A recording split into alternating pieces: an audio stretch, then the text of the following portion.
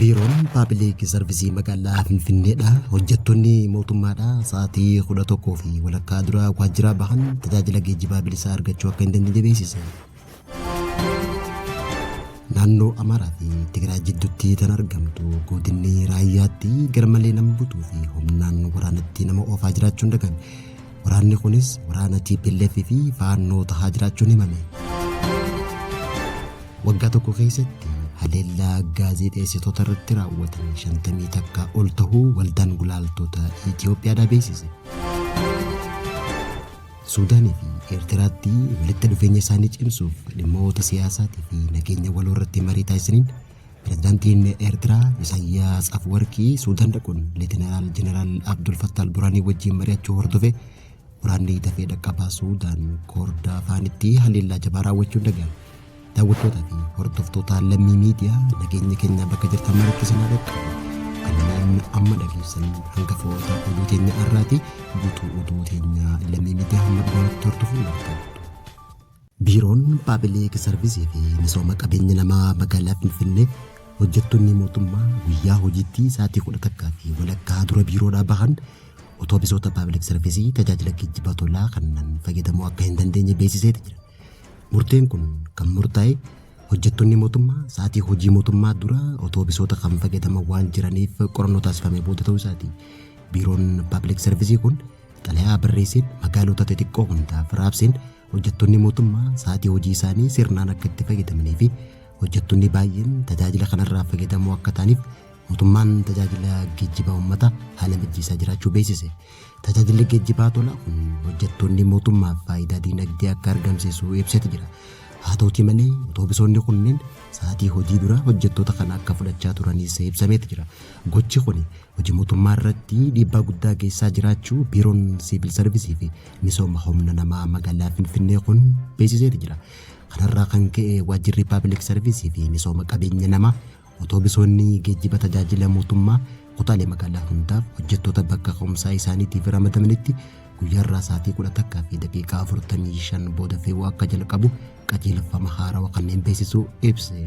Fayyadamtoonni geejjiba uummataa hundi jijjiirama sa'aatii kanarratti dammaqinaan akka eeggatanii fi galgala sa'aatii 11 fi walakkaa dura waajjira isaanii keessaa akka hin baane dhaamsa dabarsee jira. Kanumaan wal qabatee xalayaan tun waajjiraalee mootummaa hojjettoota isaanii sirnaan akka to'ataniif qajeelfama kennuun beeksise. Karaa Foontanaayitiin hubachiisee jira. Gama biraatiin ammoo ministeerri geejjibaa fi loojistiksii makiinaawwan aara humnaa ol gadhiisaa deeman to'achuudhaaf qajeelfama haarawaa baasuu beeksise. Abbaan taayitaa siivilii aviyeeshinii Itoophiyaa jimmata dabaree 328/2025 qorannoo dandeettii boba'aa aviyeeshinii itti fufinsa qaburratti taasifamee ture ilaalchisuun gabaasa baaseen Inistituutii Istaandaardii Itoophiyaa wajjin ta'uun kan qophaa'e ta'uu ibse. Akkaataa istaandaardii kanaatiin yoo itti fayyadamne keessumattuu makiinonni yeroo dheeraaf motora dulloomaa aara guddaa gadhiisaa deeman fayyadamaa turan kan dhoowwaman ta'uu. Naannoo Amaaraatii fi naannoo Tigraay jidduutti kan argamu godina raayyaatti garmalee nama butuu fi humnaan waraanatti oofaa jiraachuun dhagahame. Waraanni kunis waraana TPLF fi waraana faannoo hoggaa ta'u naannoo Tigraay fi Amaaraa jidduutti godinni argamu godina raayyaatti jibbi shanyummaa fi lookiin siyaasa irratti hundaa'ee jiraachuun ibsame. Humnoonni waraanaa faannootii fi TPLF dabareedhaan dargaggoota raayyaa humnaan butuu ajjeesuu fi dirqisiisanii waraana ifitti dabalaa jiraachuun dhagahame. Naannoo Amaaraa fi Tigraay jidduutti waldhabdee daangaa lafaa kan jiru hoggaa ta'u godina raayyaatti butamuu saamichaaf ajjeechaa babal'achaa akka jiru dargaggoonni humnaan gara waraanaatti bobbaasuun baay'achaa akka jiru maddeen kaabee Itoophiyaa gabaasan. Buttaa saamichaaf ajjeechaan kun eenyummaa fi ilaalcha siyaasaa irratti kan raawwatamaa jiru ta'uun ibsame. Gocha kanaaf namoonni biyya alaa jiran kanneen maallaqa guddaa kafaluudhaan obboleeyyan isaanii waraana harkaa deebisaa jiran ragaa bahaniitu jiru. Gochi kun naannootti garaagarummaa qabaatus baay'inaan hidhattoota miseensa bulchiinsa yeroo Tigraay ta'aniin raawwatamaa jiraachuun ibsa. Gareen humnoota faannoo Amaaraatis gocha kana keessatti hirmaachaa jiraachuu jiraattonni godina raayyaa maddeenii fi foomsaniif jiru.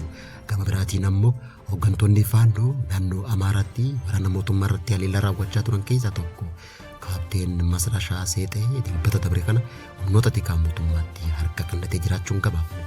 Dhaabbanni caasaa faannoo keessatti dhaabbata uummata faannoo Amaaraa jedhamuun kan yaamu ibsa guyyaa kaleessaa baaseen Masrash Saaxeetii fi Masfiin Abaatee bakka hooggansi isaanii hin malletti argamuun beeksise. Akka gabaasa kanaatti kaapteen Masrashaan namoota 18 wajjin waraana mootummaatti harkaa kennachuun ifoome. Waggaa tokko keessatti haleellaan gaazexeessitoota Itoophiyaa irratti raawwatame 50 takkaa ol ta'uu waldaan gulaaltotaa fi gaazexeessitoota Itoophiyaa ibsa baaseen beeksise.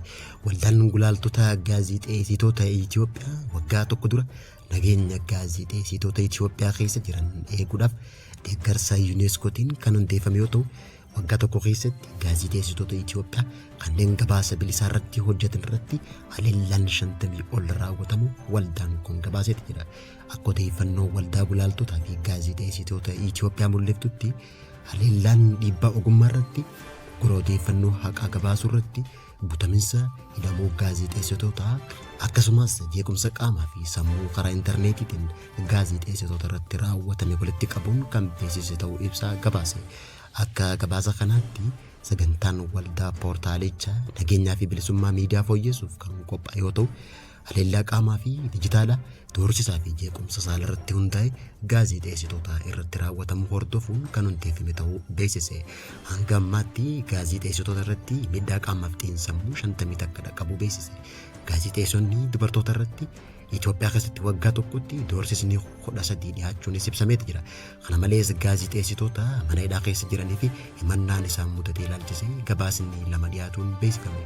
Qindeessaan sagantichaa akka jedhutti gaazexeessonni haleellaa irratti raawwatame kamuu yookaan taateewwan waa'ee isaanii irratti argaman kamuu karaa poortaala kanaatiin beeksisuu akka qabanis hubachiiseeti jira. Hordoffii qorannoo gabaasaa dhiyaate irratti hundaa'uun kan taasifamu waggaa ta'u sagantaa tanaan waldaan kun tajaajila isaa afaanota 3 kan kennu ta'uu beeksise. Afaanonni kunis afaan Amaaraa, afaan Oromoo fi afaan Ingiliz ta'uu beeksiseeti jira. Haleellaa 50 takka raawwatame qorachuun furmaata kan barbaadu ta'us waldaan gulaaltotaa fi gaazexeessitoota Itoophiyaa kun beeksiseeti jira. Pirezidaantiin Eertiraa Isaayyaas Afwerqii Suudaan dhaqee mari'achuu hordofee waraanni dafee dhaqqabaa Suudaan haleellaa raawwachuun dhaga'an.